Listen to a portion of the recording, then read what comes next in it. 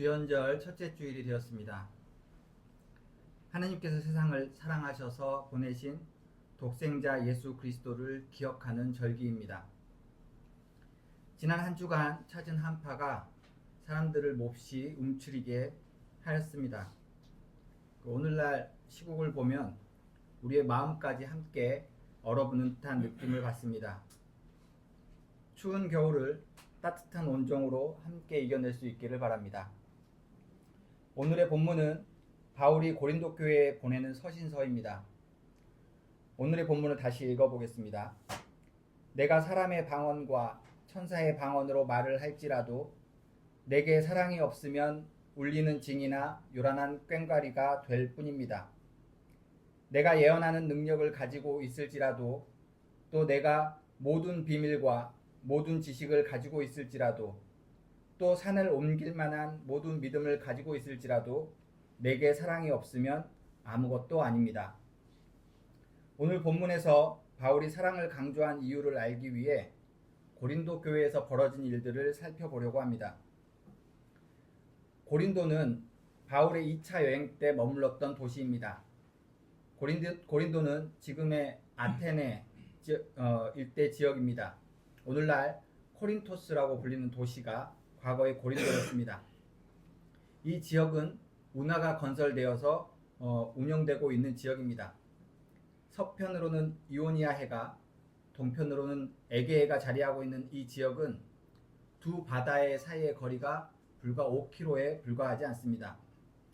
배로 이 지역을 지나지 못하면 700km에 달하는 해역을 항해해야 하는 지역입니다. 바울이 여행할 당시에는 운하를 건설할 기술이 없어서 사람들을 이용해서 배를 운반했던 도시입니다. 이에 따른 무역 또한 발전한 지역이었습니다. 당시 로마의 지배하에 있었지만 그리스의 문화가 고스란히 남아있었고 문화와 예술, 철학 등 다양한 학문이 번성했던 지역입니다. 이러한 가치가 인정되어 로마는 이 지역의 문화를 파괴하지 않고 통치 아래 두었을 뿐 그들의 자율성을 보장해 주었습니다. 물질적 사치스러움이 넘치는 도시였습니다. 다양한 인종과 계층들이 모여 살면서 활기 넘치는 신흥 도시 문화를 보여주는 곳이었습니다.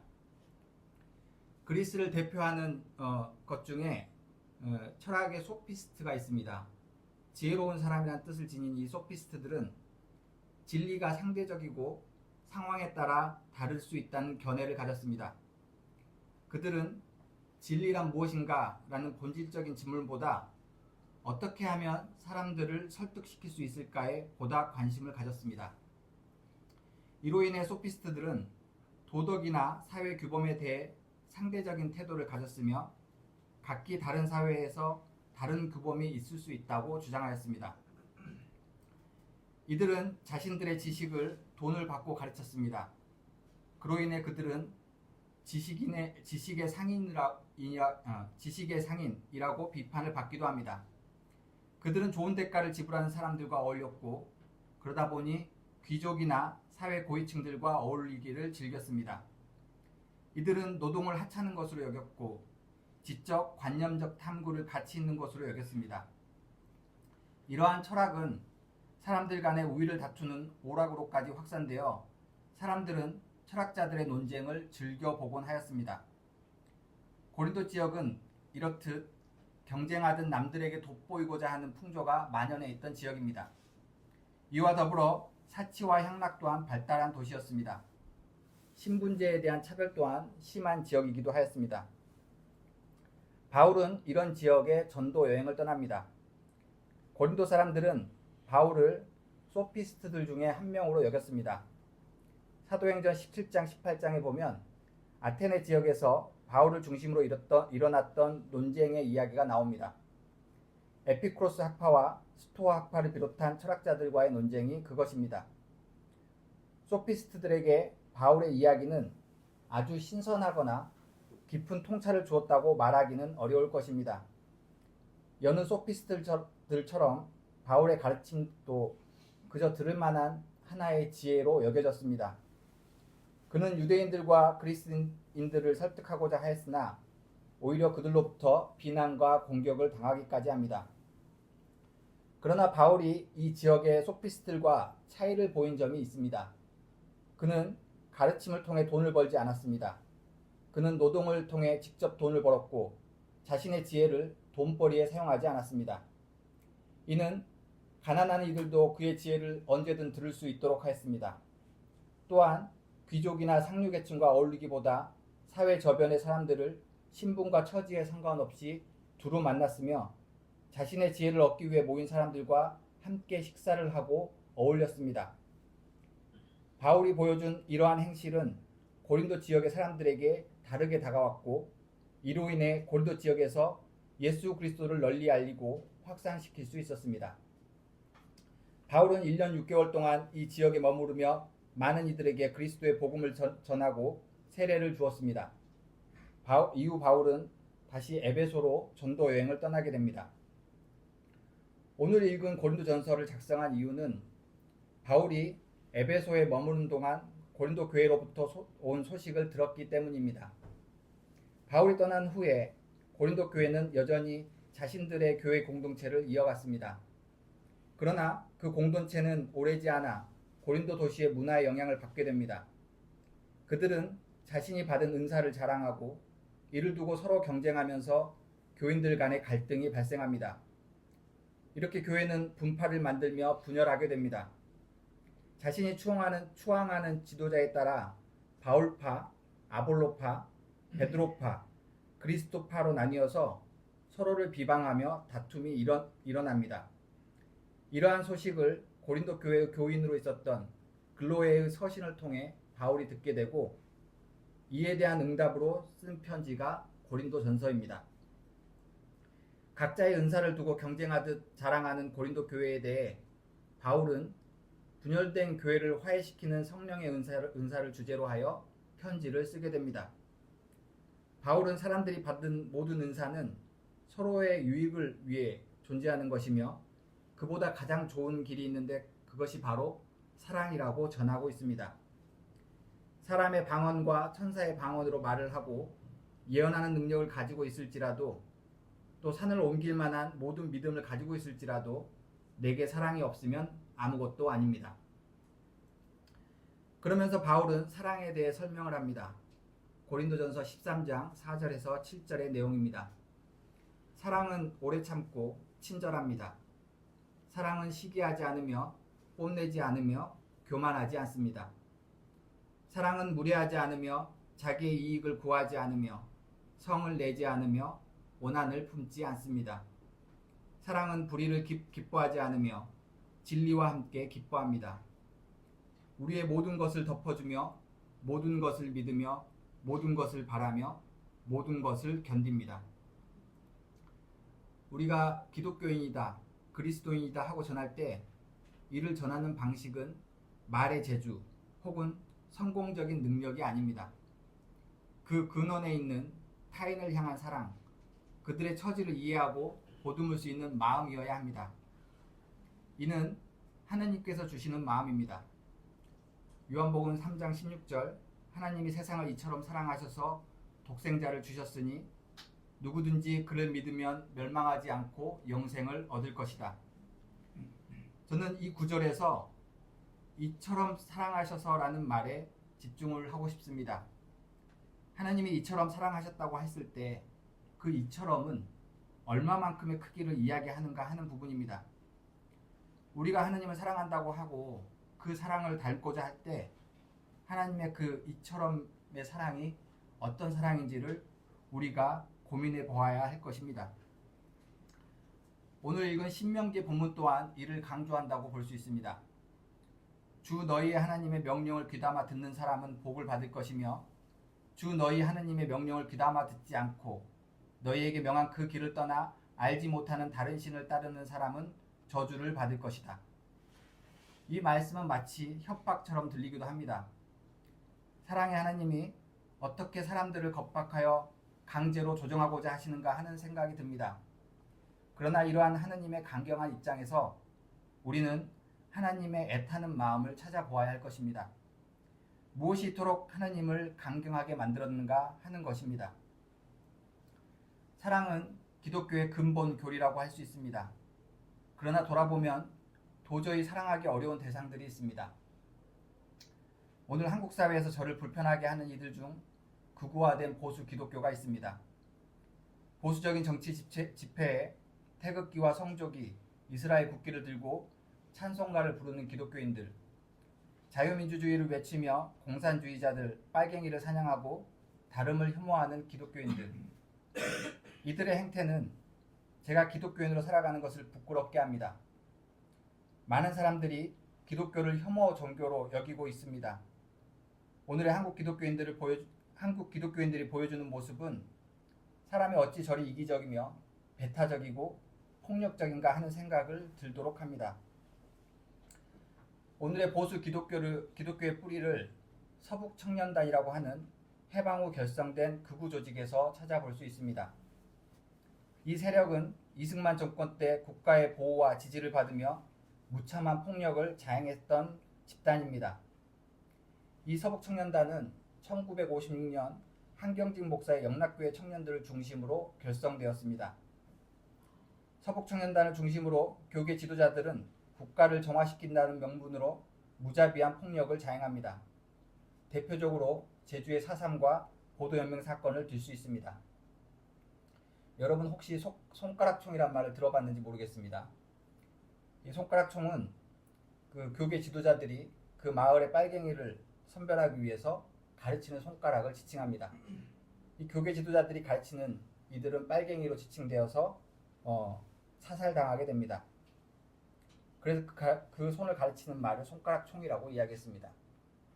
그렇게 사람들은 그 교계 지도자가 심우하는 교회로 모여들게 됩니다. 그것이 자신의 안전을 보장해 주기 때문입니다.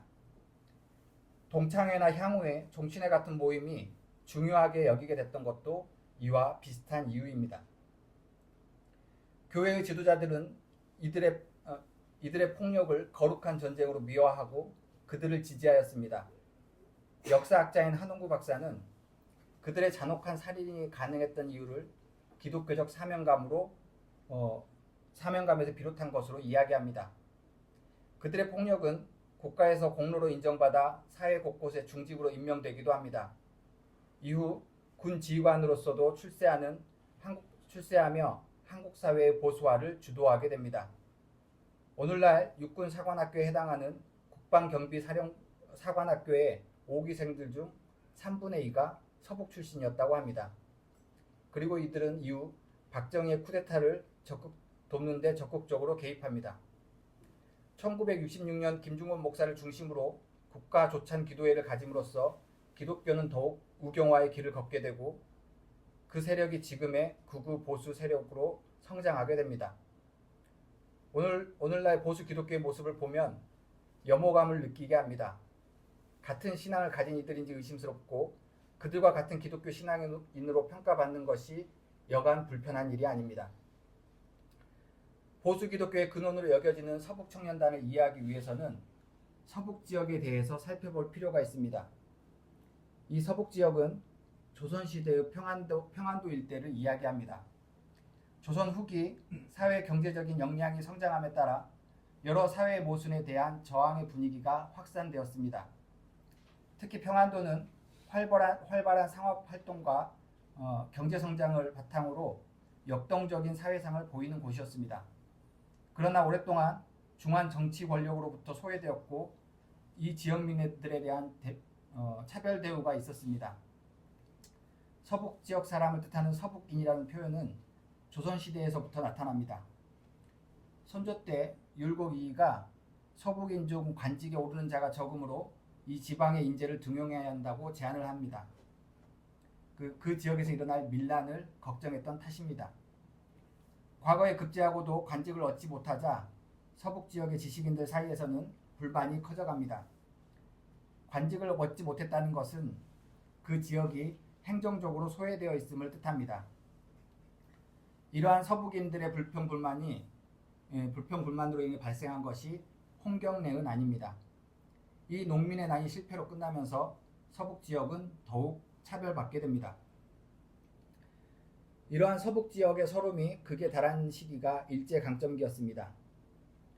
청일 전쟁과 러일 전쟁을 거치면서 서북 지역은 일본군이 주둔하는 지역이 됩니다. 일본군이 주둔하고 일본이 주둔하게 되고 일본은 본격적으로 이 지역을 일본화시키려고 합니다. 언어 및 민족 말살, 경제적 착취, 노동력 착취가 극심하게 진행됩니다.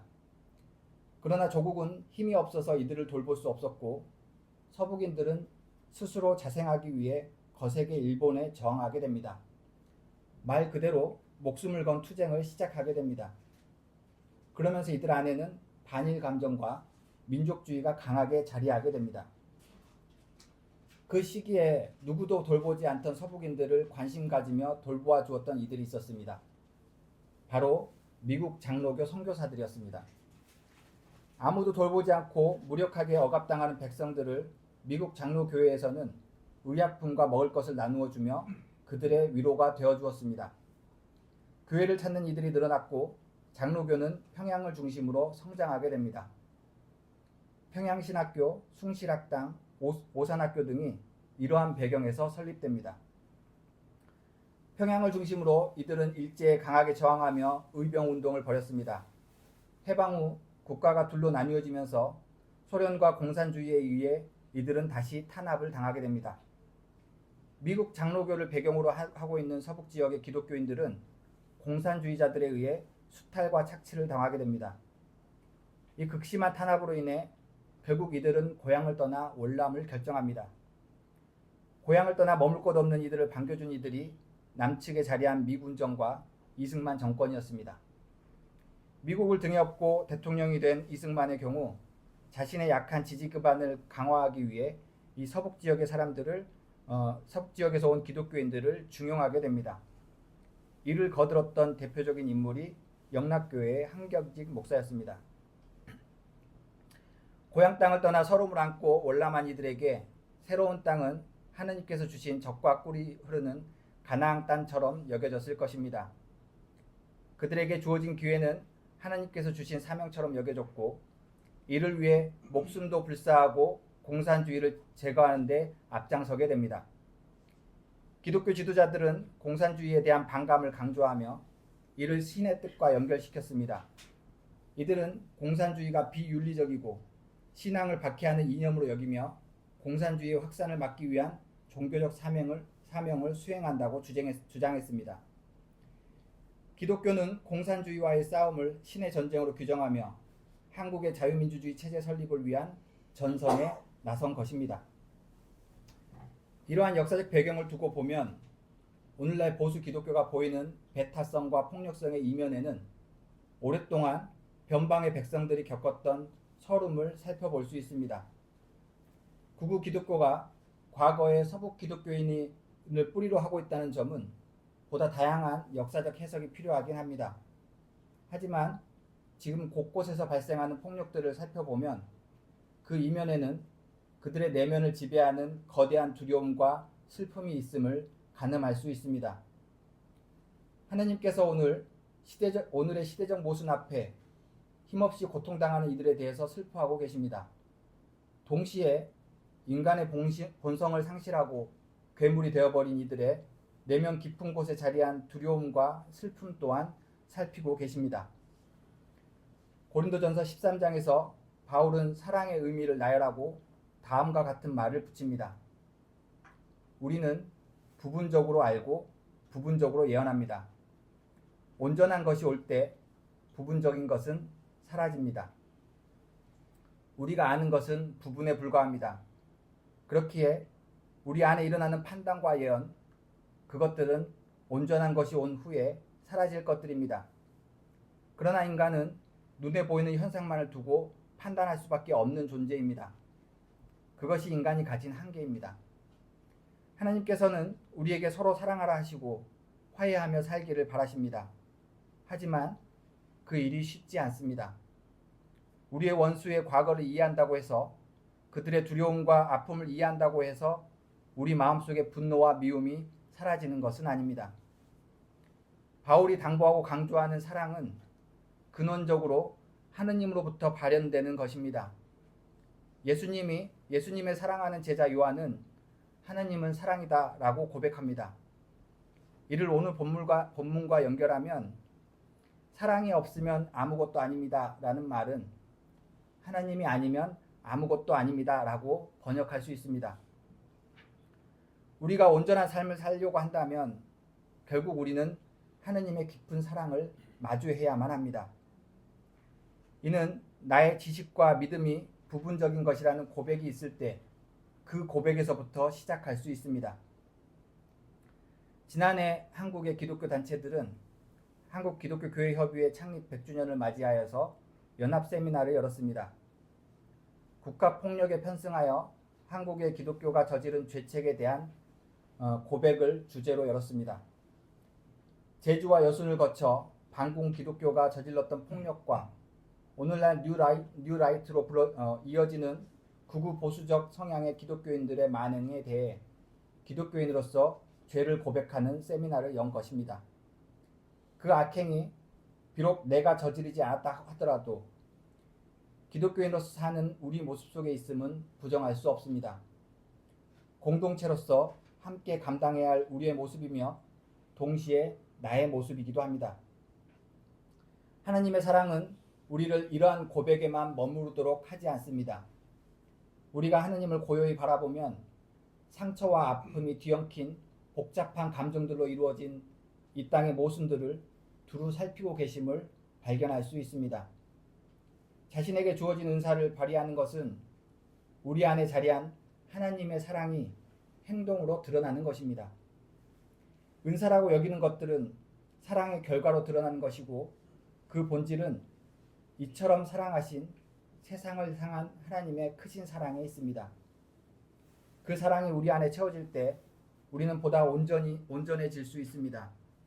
그 온전함을 가지고 영원한 사랑을 실천하며 살아가는 우리 모두가 되시기를 바랍니다.